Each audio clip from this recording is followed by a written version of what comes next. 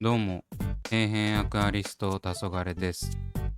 皆さん、以前アップした60センチ成果石石組みレイアウト水槽立ち上げ動画は見ていただけたでしょうか。まだ見ていない方は概要欄にリンクを貼っておきますので、そちらから見てやってください。前回はありったけの成果石をベランダから持ってきて、仮組みセット内でレイアウトの骨組みを完成させ、それをそっくりそのまま空の水槽に移すところまでをやっていきました。60センチ水槽を仮組みしてからレイアウトするのは初めてでしたが、なかなかいい感じに進めることができたので良かったです。ただ、もろもろの問題点をできるだけうまくクリアできるように試行錯誤したため、結構時間はかかりました。詳しいお話は前回の動画でしているので省くとして、今回はその続きとなります。果たして骨組みが完成した水槽はどうなるのでしょうか。というわけで早速やっていきます。今回はすでにソイル式とレイアウトが完成しているので、水草の植栽から注水までを行っていきたいと思います。この水槽は未だに植栽する水草についてノータッチを貫いているため、皆さんは何を使うのか見当もつかないのではないでしょうか。それでは今回使用する水草を紹介していきます。それがこちら、ショートヘアグラス。こちらはチャームで購入した組織培養水草です。価格はチャーム本店で900円。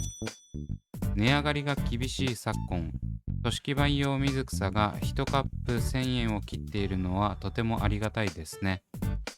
品質に関しても全く問題ないので、この組織培養カップはおすすめです。中を開けてみてもその状態の良さがわかると思います。根っこもしっかりしており密度も高いので、1カップで30センチキューブ水槽くらいだったら草原にできるのではないでしょうか。商品ページでは7個くらいの塊が入っているような感じで記載されていますが、大体はカップの中ギチギチに成長しています。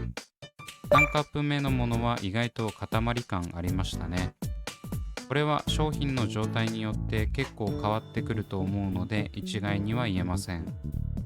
ちなみに培地は寒天培地になっているんですが、ご覧の通りみちみちに成長しているものに関してはほとんど液体状になっています。まだ塊感が残っている成長途中のものはしっかり寒天がついていました。おそらくこれは水草が組織培養内の培地を栄養としてどれだけ使ってるかによるんでしょうね。できれば培地取り除くの面倒なんでしっかり使ってもらってた方が楽です。というわけでお見せした通り、今回はショートヘアグラスの絨毯にするため4カップも購入しました。それでも3600円で収まるのは素晴らしいですね。ケチって絨毯にならないよりも気兼ねなく多めに購入できるのは嬉しい。ちなみにショートヘアグラスは今まで使用したことがなく、絨毯にするのも初めてです。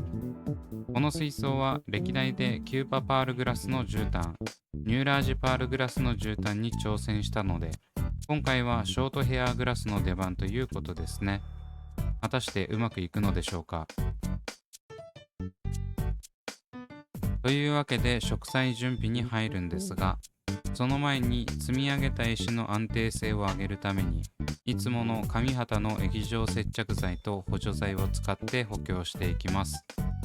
今回の石は主に中央部分が結構不安定なので、接着しておくことに越したことはありません。ただし、この紙旗の接着剤、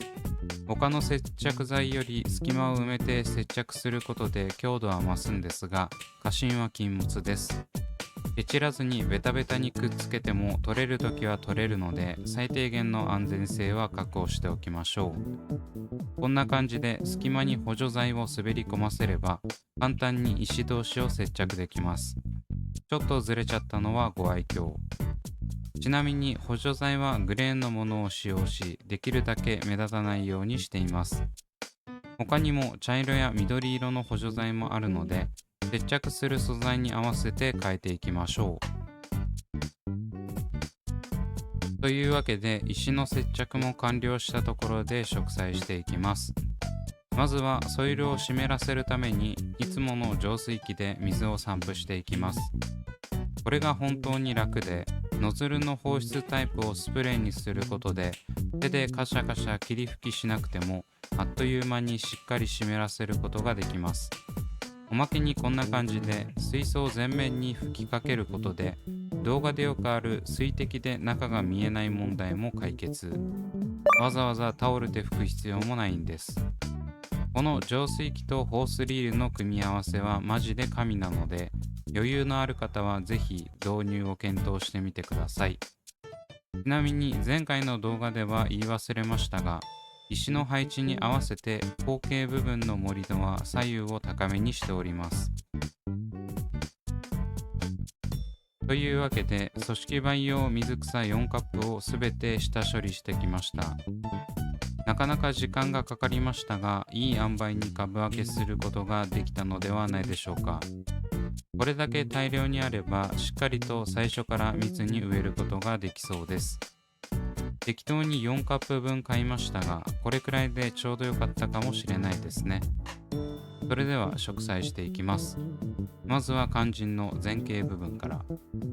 この植栽がいつやっても慣れないというかうまくならないですね。このショートヘアグラスは葉が細く抵抗感がないので植えやすいですが、植えにくい水草はマジで植えにくいです。こんな感じでスッと刺してスッとピンセットが抜けるのは楽しいです。すべての水草がこれくらい楽ならいいんですけど、こんな感じでひたすらに植栽していくんですが、絵面は完全に田植えです。小学生時代に一度だけ農業体験で実際の田んぼに手で苗を植えてたことがあるんですが、多分こんな感じでした。アクアリウムをやっているとこういうところで農家さんの大変さを知り、お米がより美味しくいただけるという特典がつきます。ちなみに植栽間隔はマジで適当で、毎回最初に密に植えすぎがちです。今映像を見返してるとあまりにも詰めて植えすぎだろうと思いますね。最初はちょっと広めに植栽して余ったら隙間に植えていくくらいがいいのではないでしょうか。こういうところに計画性のなさがにじみ出ます。前茎部分をあらかた植栽し終えたら、次なる水草を植栽するために注水を行っていきます。すべてショートヘアグラスならこのまま植栽を進めてもいいんですが、次に植える水草がいかんせん丈が長く、注水してないとうまく植栽できなそうなんで、珍しく水を入れてます。ちなみにショートヘアグラスはあまりミスト式とは親和性が高くないようなので、できれば植栽直後から注水した方がいいかもしれません。というわけで、未だに登場していない2つ目の水草を紹介していきます。実はこちらが大本命で、この水草を使いたいからこの水槽を立ち上げたと言っても過言ではございません。その水草はこちら、エリオカウロンソーシャルフェザーダスター。名前からして強キャラ感が漂っていますが、この水草はよく竜王石の石組みレイアウトなどで使用されている清涼感あふれる細い葉が特徴的な水草です。このエリオカウロンソーシャルフェザーダスター、実は市場にはあまり出回っておらず、価格がとても高いんです。チャームだと1株1960円もします。おまけに組織培養水草もないので、今までなかなか触れてこなかったんですよね。ただ、いろんな美しいレイアウト水槽に使用されているのに触発されて、使いたい欲求が爆発してしまったんです。正直、この水草を使うのであれば、先ほどのように盛り土しない方がいいですし、そもそもレイアウトの構図にも合っていないんですが、あまりにも使いたすぎるので許してやってください。ちなみにお見せしている通り、このソーシャルフェザーダスターは使用するまで他の水槽に植栽して待機してもらってました。ようやく使用できるということで引っこ抜いていきます。しかし思いのほか根がしっかり張っていたので抜くのに苦労しました。というわけでソーシャルフェザーダスターの準備もできたので、早速植栽に取り掛かろうと思ったんですが、引っこ抜いている間に悲劇が起こっていました。それがこちら。先ほどとは打って変わって濁りまくった水、そして浮いているショートヘアグラスになだれたソイル。なんでこんなことになったのかというと、ソーシャルフェザーダスターを抜いている間に少量ずつ注水していたんですが、ホースが暴れてソイルに直接水流が当たってしまっていたんです。そのせいで先ほど植栽したヘアグラスが抜け、後傾に盛りとしていた部分が前傾になだれ込み、こんな大惨事になってしまいました。この時は呆然自失としてましたね。傍から見たら大したことないように思えるかもしれませんが、仮組からこの注水まで丸1日ぶっ続けで作業していたので、ショックが半端なかったです。正直水草はまた植えればいいんですけど、なだれたソイルを先ほどと同じように盛ることが不可能なことや、